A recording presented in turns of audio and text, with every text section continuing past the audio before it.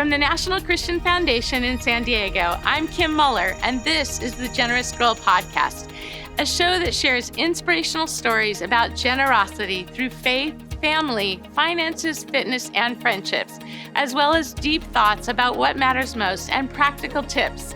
My guests are all amazing women who have overcome adversity and are big believers in hope and in maximizing their time, their talents, and their treasures, and making their lives count. So we're so happy that you're here. Thanks for joining us, and we'll see you next time. Welcome back to the Generous Girl Podcast. It is great to have you all here. And today I'm joined with a very special guest that I know you are all going to really, really appreciate meeting and listening to through this podcast. Her name is Janice Munemitsu. And Janice is a third-generation Japanese-American Sansai. She's a native of Orange County, California, and she worked on the family farm from age 5 through high school. She's a graduate of the University of Southern California, and her corporate career includes being vice president of main meals for ConAgra Hunt Wesson, as well as a consultant for several corporations and nonprofit ministries. She served her church for 10 years, leading the capital campaign at Mariners Church Irvine, which has been her church since 1995. She also served with Generous Giving for 10 years, from 2011 to 2021. And she recently received her Master's of Spiritual Formation from Biola University and is now focusing on the ministry of spiritual direction and soul care and promoting generosity globally. Finally, she currently serves on the boards of A3 Leadership, which is formerly Asian Access, the Bible Project, National Christian Foundation of California, and the Malachi III Foundation. She's also the author of the book called The Kindness of Color, which we'll touch on later in this podcast. It's an amazing book. I've had the opportunity to read it and really encourage all of you reading it as well. But welcome, Janice. It's so great to see you and to have you here on this podcast. Thanks so much, Kim. Great to be here. Thank you for taking the time. And I like to focus on our 5 areas of faith, family, finances, fitness, and friendships. And today I thought the 2 categories that I think of when I think of you are faith and family. And we'll be able to unpack those and why. But let's talk about faith first. When we think about what I recently said about you getting your spiritual formation degree, tell the listener, tell me more about what that means. What is an MA in spiritual formation?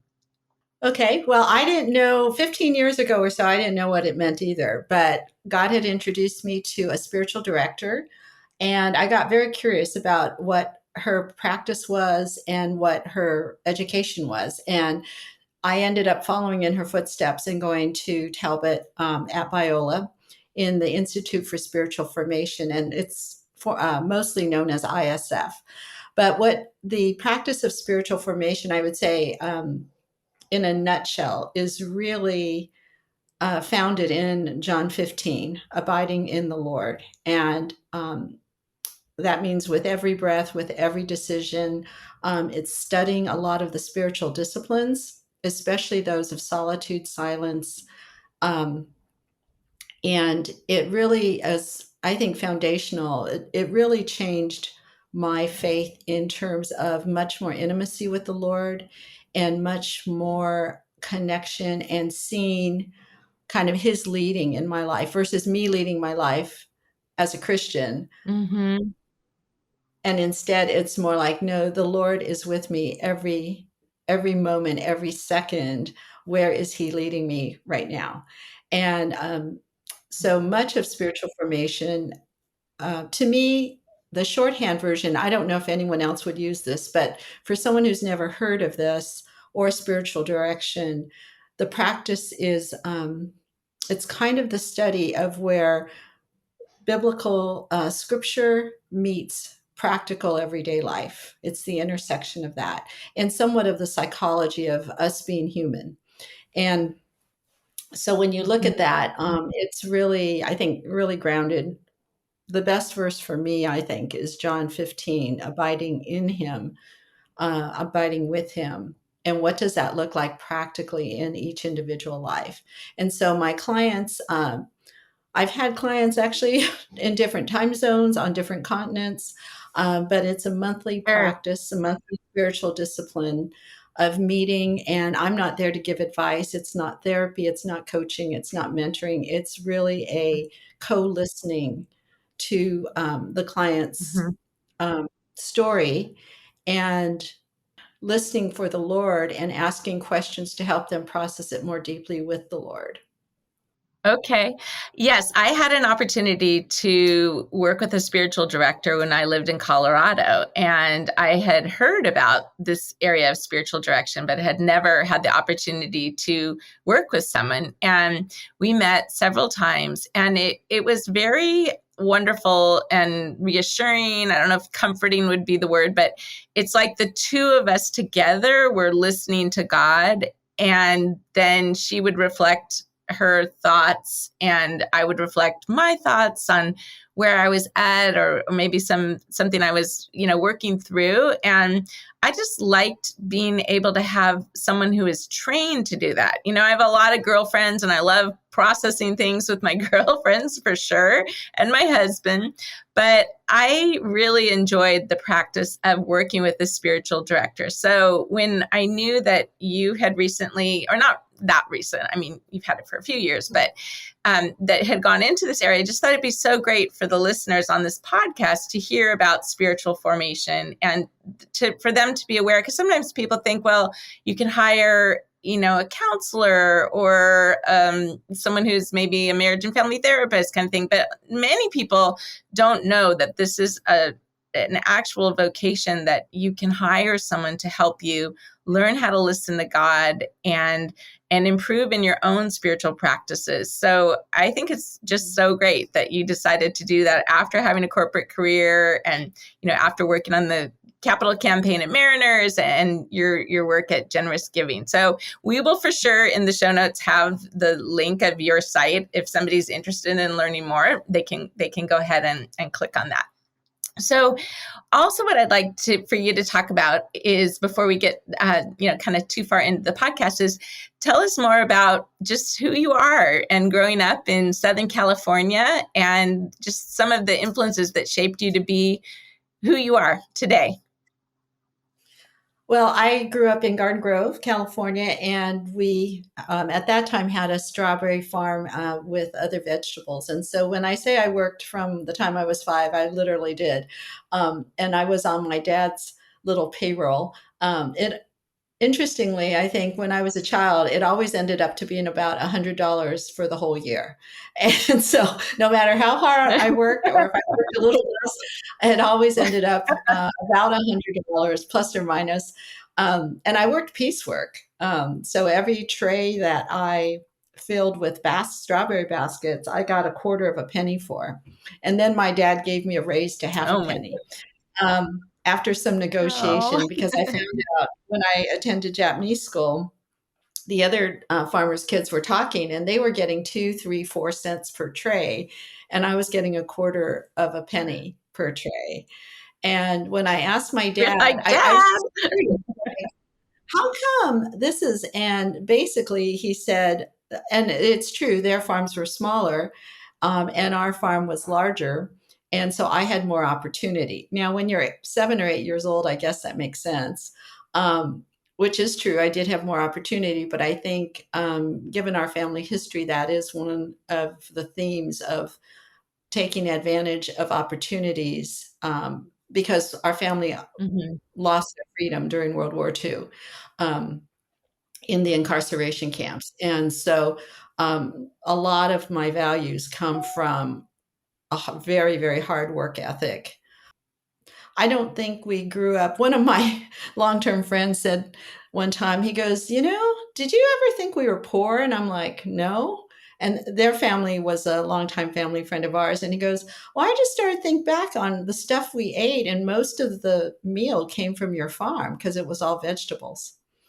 But you don't Mm. realize, what your parents have Right. or don't have. And life was pretty simple. I mean, the first thing I ever remembered really, really wanting was a pair of dark brown and tan saddle shoes in about, I think, the 5th or 6th grade. And so my mom, there were two kinds, Tom McCann and Kenny's. And for some reason, the Kenny's one where they're either made better or they fit better. And so that's the one I got. And that's the first thing I could ever remember really wanting.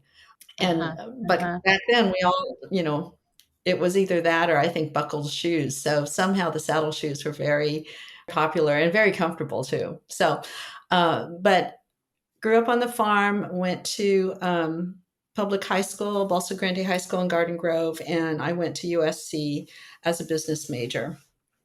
And I think through that, our family's hard work ethic served me very well. I accepted Jesus in fourth grade at the Garden Grove First Baptist Church, which is still there, and it's probably now probably closer to 150 years old in that neighborhood. Wow. But I would say that hard work and saving were really fundamental in our family. I always used to say, when I worked for Generous Giving, I'm kind of the trifecta of savers. Immigrant grandparents came with nothing, farmers, and also the incarceration of the Japanese Americans during World War II. If that doesn't make you a saver, I don't know what will. And so, good saver, not a big spending family at all. Good saver, but I also know just with your work with Generous Giving and Mariners, you have some incredible stories about generosity too. So great saver and great giver. And that's also one of the reasons I thought it'd be great to have you on this podcast. So we'll fast forward a few years, and you worked in corporate America for a number of years and managed a lot of people, very, very large business, did incredibly well. And talk about then the transition of what God did to call you into your role at Mariners and leading the capital campaigns for so long. When I worked for Hunt Wesson, we were bought and sold. We were a very profitable company because we sell food. And so we were bought and sold many times. But when Conagra Foods bought us, we knew eventually they would move the headquarters to their headquarters in the Midwest. And so when that happened, I had been there for about just over 15 years at that point. And it was a very hard time to find a job, especially of what I did. I was vice president of marketing, and there's not a lot of food companies. Most had left California by that time. And my father had already passed, and my mother and aunt were in their near 80s. And so wasn't exactly a time for me to pick up and just leave. So I thought, well, okay, Lord, you can do anything. What should I do for this next season of my life? And there weren't really any jobs for me to apply for. This was like early 2000s after several economic meltdowns. And I just looked out there and I'm like, I know how to work, but for my resume, there wasn't anything that was obvious. And through just one or two divine connections, I ended up in the executive pastor at Mariners Church, his office on a Thursday afternoon. I had never met him personally, though God had been telling me, you need to meet him. And I said, well, I'll make an appointment, Lord, but I need to know what's the subject. And he never told me the subject. But I ended up in Jim Russell's office through a divine connection. I was just asking around church, like, hey, anyone got a project for me? And the head of HR at the time, Larry, said, you know what, let's go down and let's go talk to Jim. Interestingly enough, that afternoon, Jim had meetings every single hour, and two of them canceled right at the time that Larry called him. He goes, yeah, my two meetings just canceled. So God opened up that door, and we went over there. And I told Jim my story. I'm laid off. I've got severance. You don't have to pay me, but anyone got some projects around. And I knew I could serve doing small events or something, but I could do a lot in a day. And so I was thinking, sure, those are the projects no one ever gets to, right? And so he just 3 times he asked me, why did you come today? And I looked at him and I'm like, okay, I just told you, no reason. Larry had time today, and here I am. And he just couldn't believe it, because 24 hours before, literally exactly 24 hours before, on Wednesday at 3:00, he and Kenton, our senior pastor, had prayed on their knees in that office for 2 people to come and lead this capital campaign. And I was literally Wow. there 24 hours later saying, you don't know me, but here's what I have done. And, I'm pretty good at, honestly making order out of chaos, which a capital campaign can definitely be. And so that was my entry into ministry. And I'm like, I didn't claim to know how to do this, but they had hired a consultant to kind of oversee it. And but they weren't really happy with how the first campaign had gone. And we found that there were a lot of communication issues, and actually a lot of communication, I guess, would be the best way to put it, and expectations. I think whenever you embark on something as large as this, I mean, I signed up for 9 months that lasted over 10 years. I didn't intend to do this for 10 Incredible. years. I said 9 months, sure, I could do that. And then 9 months became 3 years, and then we had back to campaigns, and then so. But you never know what the Lord's going to invite you into, and I think that's the key. I knew I had been called there, and Jim would even say that we both felt like we were sitting right in the palm of God's hand that day. I had never met him. I had never met our senior pastor. I mean, at a large church, I volunteered with a lot of the other staff pastors and did other things, but to be put there, and honestly, as a single woman, a non-white, not an entrepreneur like the others, and quite honestly, I think it's fine to say it, they had asked a lot of the typical subjects to volunteer, but for different family or business reasons, all the people that they had really wanted to lead this capital campaign would not be able to in that time frame. And so they really were on their knees going, we don't have anybody. And God drops in, I think, the most unlikely person. And they're just probably looking at me like, I don't know who she is. But, they asked the other pastors, yeah, Janice, helps in small groups. Oh, yeah, she leads a small group. Oh, yeah, So it wasn't like I was unknown on campus, but I was totally unknown to them. Right. Like, why would you bring her? But I've worked with a lot of visionary leaders, which was important. I kept thinking, well, if I could manage a $250 million business in 30,000 grocery stores, I probably could figure this out. But what I really figured out was just seeing how the Holy Spirit works in amazing ways, which connects with a spiritual formation of, the Holy Spirit in us, which is really abiding in Christ. And so I really saw, I always say it was the worst of times and the best of times. It was a tough 10 years. And I really still don't believe that there's anyone in America or in the world who's led a capital campaign for 10 years. I don't think there's anyone. Most people are done, and I was done, but God just called me to continue with it. I kept thinking about the Colossians verse, work as if you're working for the Lord, not for man. But I learned a lot. And I learned mostly about how to depend on the Lord. And that a capital campaign, the result is giving, but it's really a prayer and spiritual transformation campaign. And at the end of the first campaign, Kenton Be Sure, who was our pastor at that time, said, this campaign has changed the trajectory of our church forever. And I don't know if he remembers saying it, but I'll never forget that, because hearts were changed. Hearts were changed to be more outward. People were not giving for their own families to go to a children's, program, because that was one of the biggest needs. There was no more room for all the children who were coming. And but people were really looking outward and saying, what are we going to do for this community at the Irvine campus? So anyway, it was a wild ride.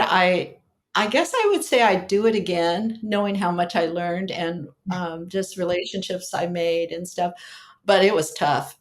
So I often get called to sometimes just listen and talk to people leading capital campaigns. And I'm like, yeah, I know it's tough. I know it's tough. But I think you need to know you're called. And I knew I was called. Mm-hmm. Mm-hmm. And you had just the perfect background that they needed. And like you said, they tried to have other individuals fill this role. But here, with your prior career, God had perfectly prepared you, and coming in as a female woman in this role, unexpected.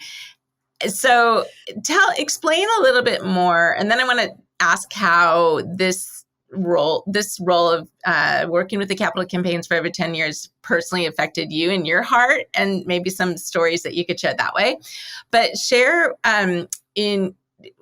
when you say capital campaign for 10 years, so you were saying that you are each year raising money maybe for different needs of the church to be more outward focused, like a children's building, or just unpack that a little bit more for the listener. Okay. So capital campaigns can take on different projects. Sometimes, mostly, it's capital. It's buildings, it's land, it's tangible assets when they talk about a ministry. Also, churches will do something like this when the funding is way more, several times more than the annual giving. So it's a multiple year kind of thing. In our case, at that time, we were finishing up purchasing land as well as building a new children's building and a new worship center because we just needed more space and parking. Cars have to come to church and parking. So ours were all hard assets. So the Irvine campus, for people who were not here, say 15 years ago, Mariners Church Irvine campus is really the result of these capital campaigns, a place in the community, for the community, and for the Lord. So that was what we had. And it ended up being much more multi-year than just a 3-year campaign. So the reason I even ended up in Jim's office, I mean, the Lord had totally orchestrated this whole thing, was I got invited to a luncheon. And usually if I'm working, I wasn't able to attend during the week, but I get invited to this luncheon of people who had committed and made a pledge over 3 years to this campaign. So I go to the luncheon, and that's where I meet the wife of the HR director. And when I said, well, I don't have a job right now, but I'm looking to see if maybe in the interim I can do something for 9 months as I look for a job, she led me to her husband, Larry, who was the HR director. And so God had totally orchestrated that whole thing. But so I'd already made a pledge over 3 years. And but then as someone who was going to lead the campaign, all of the leadership of the church, in terms of the elders and the senior staff, made their pledges in advance of the rest. And this is a prayer project, I would call it, of just asking the Lord, like, what is it that you would have me give for the vision of this church? And it was very clear to me the number the Lord gave me. And I was like, whoa, that's a lot. I don't have a job anymore. I don't have a corporate job anymore.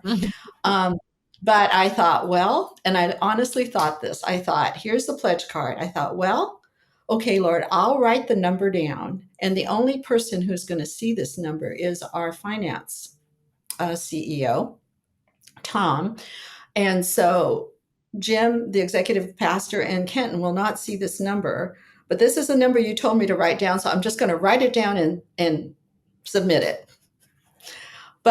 And the reason I did that, the reason I felt that way is it was a year's salary over 3 years, and I was no longer getting a salary. So that really seemed, it really seemed like very generous on God's part, very generous on God's part. And I thought, well, if I'm doing this capital campaign, I'm not going to be able to work full time.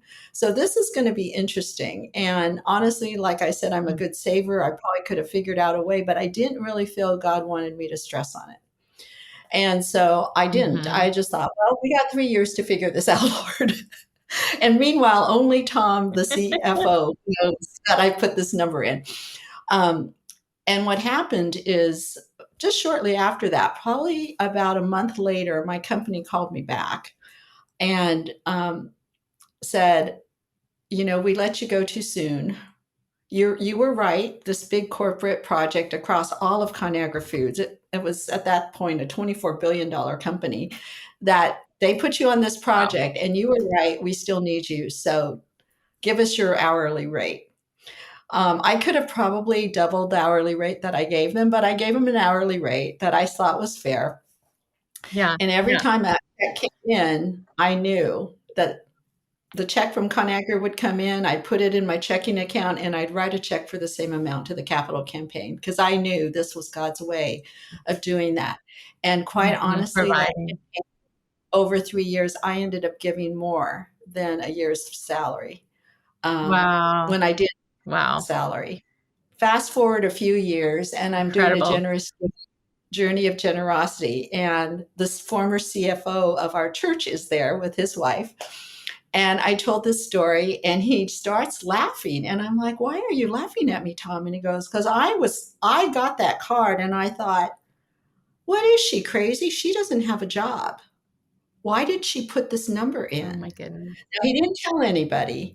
So he got the backside of the story. And I said, well, Tom, I kept thinking, only Tom is going to see this number. So I'll just write it down because God told me to. But I actually ended up giving, I think about another 33% over that, because all those checks from ConAgra, I just said, I feel like God has designated this for this campaign, and I am not going to touch it. And so that's one way I learned when God asked me, and he has done that more than once. When I've asked him, like, what would you have me give to this? He has done this more than once where he's given me a number. And like I said, God is way, way more generous than I am, than what I expected to give. And then I just trusted him that he was going to show me where this was going to come from. And it's happened more than, I think, about 3 or 4 times when the amounts have been more sizable. I mean, I'm not really talking, I give offering to my church on an ongoing basis. I'm not talking about that. I'm talking about things that are more special or unusual, where God has really stretched me. So now when he tells me, I just write the number down and figure, well, we got time. We're going to figure this out, Lord. You're going to show me how as I abide in you, right? So there's again that whole idea of, abiding with the Lord, not fretting, but saying, okay, that's the number, Lord. How? Show me how, or where, or what am I to sacrifice for this? But yeah, he's just been faithful every single time he's done this. It's kind of funny because I do have more than one story, but that was probably the first big story where I thought, okay, I'm giving my time, talent, and now my treasure, but you've obviously called me to this. And so I'm going to just trust that you know what's going to happen. And he did. I think of the book of Esther. Yeah, I think of the book of Esther for such a time as this, and how God raised you up for that role.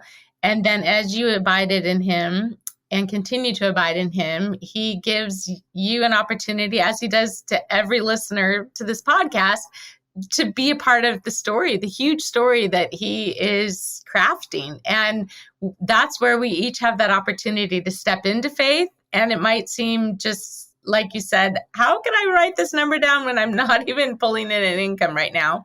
But the value that God places on faith and just stepping out, I think what also comes from that is the tremendous joy that we get for being a part of that incredible work and story.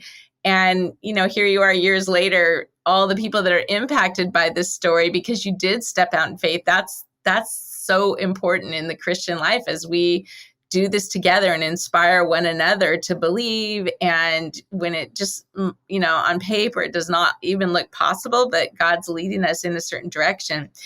it's so fun to get to be a part of this incredible faith story. So I love that. And I love how I want to encourage just every woman listener. I know that you use NCF for your personal giving and have for a while. I've mentioned on previous podcasts, my husband and I also do our giving through NCF.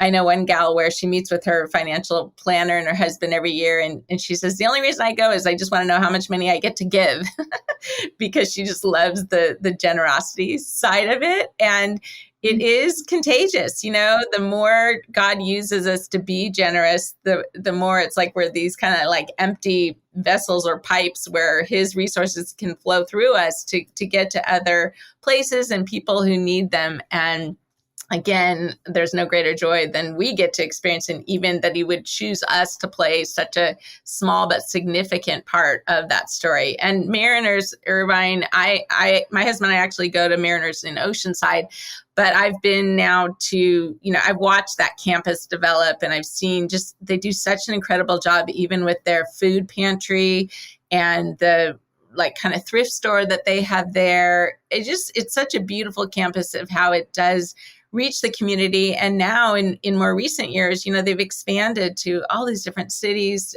during the pandemic. So I love to see that. And none of that's possible without, the generosity of individuals who are making the capital possible to step out in faith as a huge congregation. Okay, let's transition over to family. And this might be a good opportunity for you to touch on your book, The Kindness of Color. And again, I know we won't have enough time to jump into it and dive into it. But as I said previously, would definitely recommend people purchase it on Amazon. But I love how you wove that story together. And I think kindness is deeply ingrained in generosity. So tell the listener about your book and this project that you're also working on currently. Okay, sure. Well, first of all, I'm the reluctant author. Never intended to write a book, but Dr. Al Mijares and Dr. Jeff Hittenberger of Orange County Department of Education literally nagged me, I don't know, for 3 or 4 years to write down this story. And it's the joint story of the Mendez family and our family. And it's also the story of two kinds of discrimination during World War II, during the 1940s. And what happened right here in Orange County that most people have no idea. And I just thought the other day, I said, it's quite an honor to tell a story that no one's heard of and that has really started to inspire a lot of people. And and it was Dr. Jeff Hittenberger who actually said, Janice, your story of generosity is interesting because it's in your family of origin as immigrants, and it leads all the way to you working for, generous giving, as well as through the whole story of this book. So I'm like, okay, Lord, this is definitely one of my callings. Spiritual formation and generosity; those are my callings from the Lord. Definitely. But the story is in a shorthand version. You have a Mexican family that are immigrants. You have a Japanese family that are immigrants. My grandfather came to Southern California in 1916 and went back, married my grandmother, came back in 1921, and my father is the oldest of 4. And my dad had to grow up really fast. He ended up going to the bank with my grandfather when he was 8. And that's how he learned. This kind Mr. Monroe at Garden Grove First National Bank basically mentored my dad from the time he was 8 in business and banking and all the different legal matters and stuff like that. But when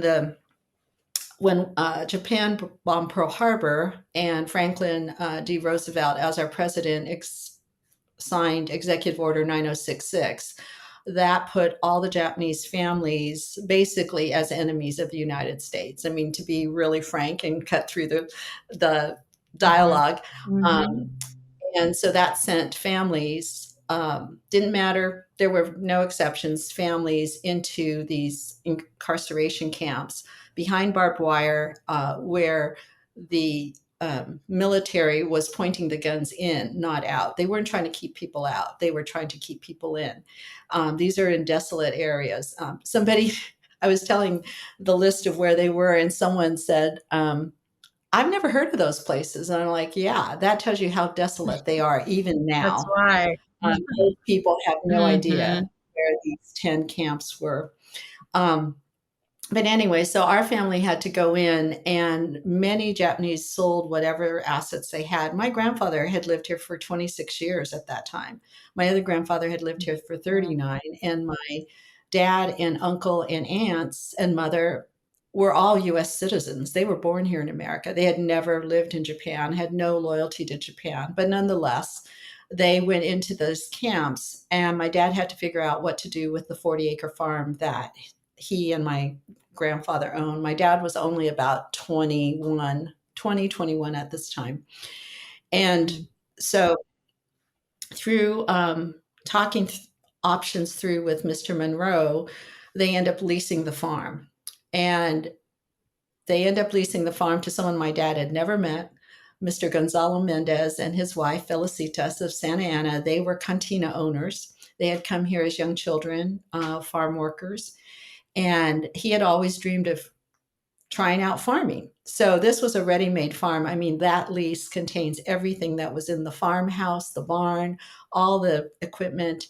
And so he said he would lease it. When he moves his family from Santa Ana to Westminster, they find out that their children, because of their darker skin and their last name of Mendez, have to go to a segregated school, Hoover School. And Hoover School was not safe in many ways, but it also didn't have a curriculum. Mm-hmm.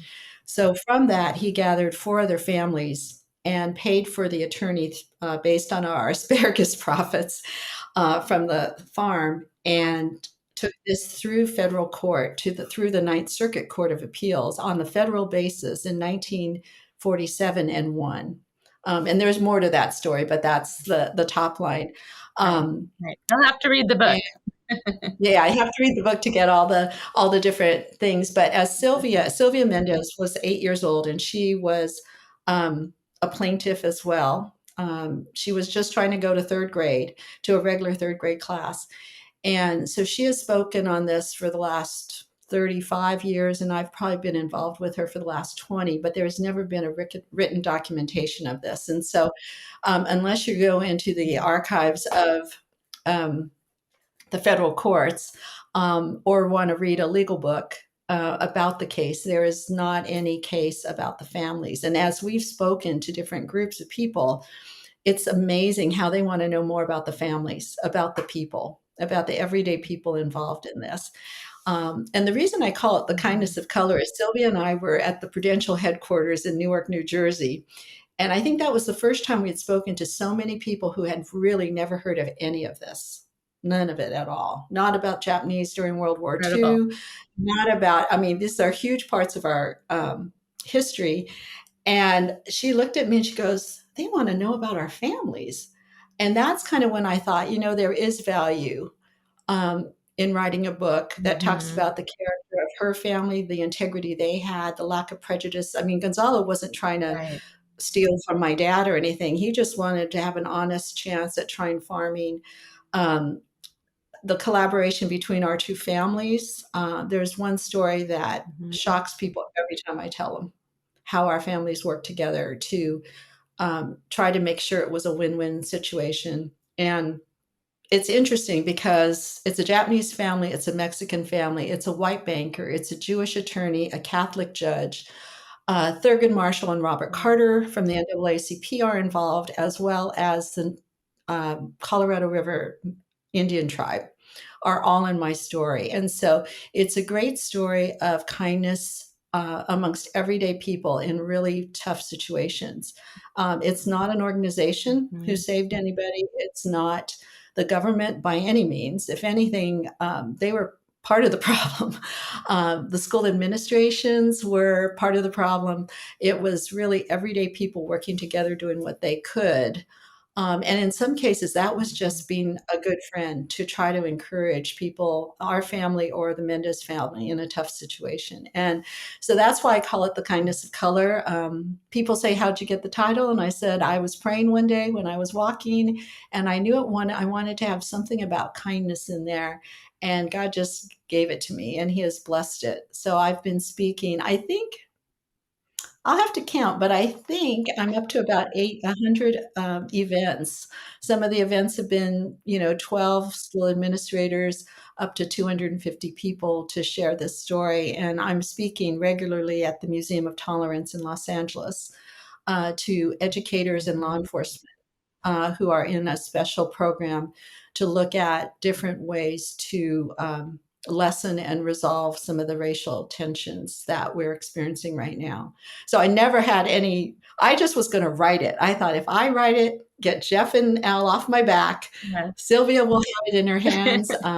We just celebrated her 87th birthday the other day, and Sylvia will have it in her hands. My aunt will have it in her hands, and I'm done. And this has led into a whole different vocation where I'm speaking to a lot of different kinds of people about this story. And I think one police sergeant told me, one of their themes for that program is the power of one. And I think if any believer reads, they will totally see God's hand orchestrating this story. But even for non-believers, they are amazed at what does it look like when people treat each other with value, with dignity, with respect. What happens, right? And we know the Lord is orchestrating this for good, but people are amazed, and mostly people are amazed that they are, and angry that they've never heard this story. I think there's lots of reasons for that. I think part of the reason was the Mendez family didn't even tell their youngest daughter, who was born about 15 years later. She read about it in a college master's degree in education program, but in a textbook. So, because she was getting her certification for teaching. And so their younger daughter didn't hear about it at home. But I think now is the time to talk about this, because the rhetoric of divisiveness between races is not counteracted. People are just like, well, that's the way it is. It's like, no, that is not the way it is. And it isn't the way it has to be when we value each other. And I think it's going to challenge, quite honestly, I think it's going to challenge believers to really look at what are our own blinders that we have on our eyes. Where do we feel entitled? So I don't know, but it's great fun talking to little Girl Scouts who want to know about the story, all the way up to university deans and presidents. And so I had no vision for this. I'm the reluctant author, but certainly Al and Jeff knew that this was an important story. They saw the potential in telling a story with a multicultural collaboration. And also, I usually just tell people, if this can happen in the midst of a world war with everything that was going on, we can certainly do better. Yeah. And so that would be my, call to action is wherever you are and whatever your community or your sphere of influence is, we can all do better and lean into more unity than divisiveness. I wrote down some of these kindness quotes that you had in your book, and I just thought I would read them. Like, one is that kindness is mutual respect and gratitude for one another. Kindness is giving your own time to encourage and lift others up. Kindness is an apology, the long awaited and contested, given and accepted. And kindness is remembering what others have suffered with compassion and hospitality, even when you might have suffered far worse. And when I read your book, and to realize that just suddenly you're, this Japanese family, hardworking, running this flourishing farm, is now told they're needing to go to an internment camp. And what are they going to do with this land and all the love and resources they poured into it? And then they find this other family, and that family agrees to, lease it and steward it for them, and just how they work together.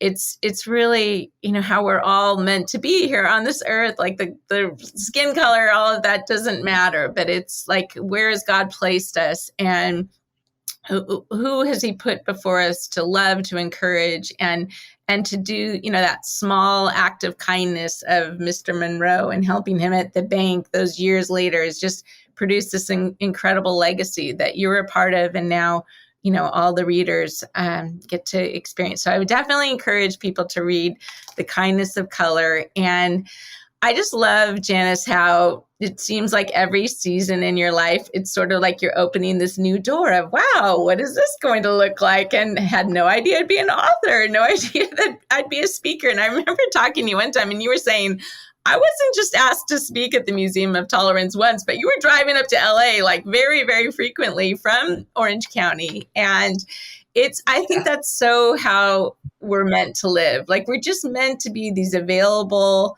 vessels, and for God to just, really, really use us. And maybe the listener is a widow who suddenly just like her life is turned upside down, doesn't know what the next season looks like. Maybe someone is, finishing a career. Maybe somebody's stepping out of the workplace to be at home with kids. Wherever that is, like, I just want to encourage the listener to have hope and to realize that none of it is a mistake and none of it has surprised God. He knows exactly where you are, but to take that time to listen. And maybe, you need a spiritual director like Janice to help you listen and help you understand like spiritual practices that you can do during the week, aside from maybe, attending church for an hour on a Sunday, because God has such a plan for each person. And he wants to show off, like, basically his radical generosity. He wants to show off his love, his kindness through our little lives that he's given us for however many, years on this earth. And it's just a real tremendous invitation that he offers each of us to be a part of this gigantic story. And I think this whole generosity movement has taken hold in people's hearts, especially over the last decade, 2 decades. Like, I think 20 years ago, if you talked about generosity, maybe somebody would have thought about, tithing 10%. But now it feels like it's just this bigger story where people have incredible stories, and that's really the purpose of this podcast, is like, hear these heart stories, share the heart stories with people so people can listen to them, be a part of them, and then realize, wow, what can I do in my life? Or what am I missing? What, maybe this area I've not even explored, but God might have something incredible that he can do to influence my community, my church, my city, my neighborhood. So it's just wanting every person listening to just take that next step, whatever that is. And so I could go on for an hour plus with you and to have you unpack all these other, parts of your life and inspirational stories. But let's close with the 3 B's, your favorite Bible verse, current book you're reading, and then any recent bargain you want to share. Okay. Well, my life verse would have to be John 15, 4. Abide in me and I in you.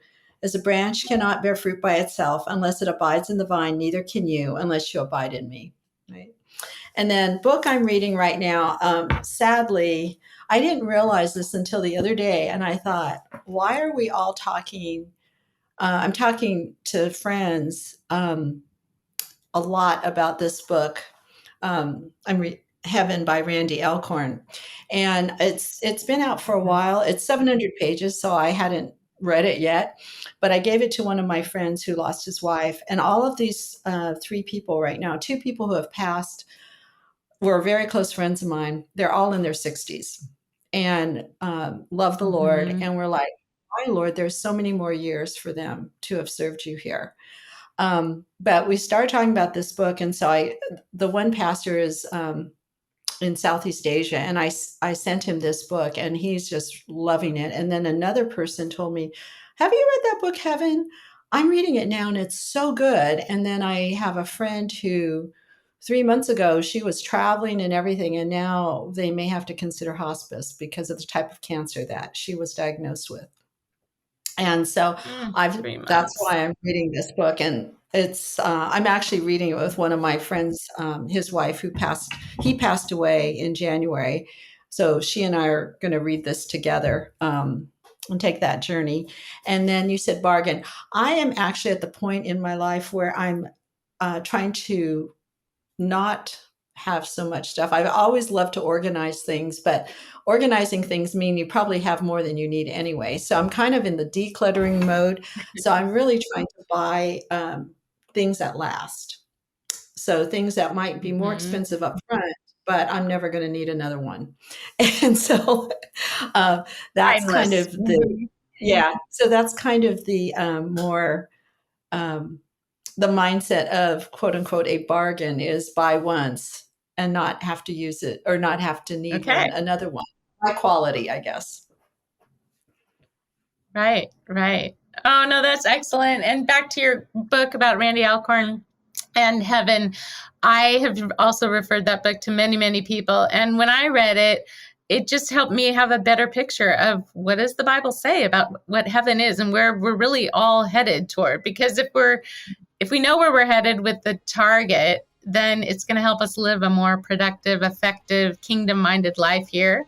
And it's just a book that the people who have been dying, who have read the book, it's comforted them. And sometimes loved ones who have sat by their bedside and read it out loud to say, this is where you're going. Like the suffering for you is going to end very soon, and you're going to be in this paradise. We're the ones here, left behind on this earth. But Randy Alcorn, also the author of The Treasure Principle, a much shorter book about giving that I would also love to do a shout out for. So, well, it's been fabulous, Janice, being with you, and just such an inspiration. I just love how God has used you in Orange County and all over. So thanks so much.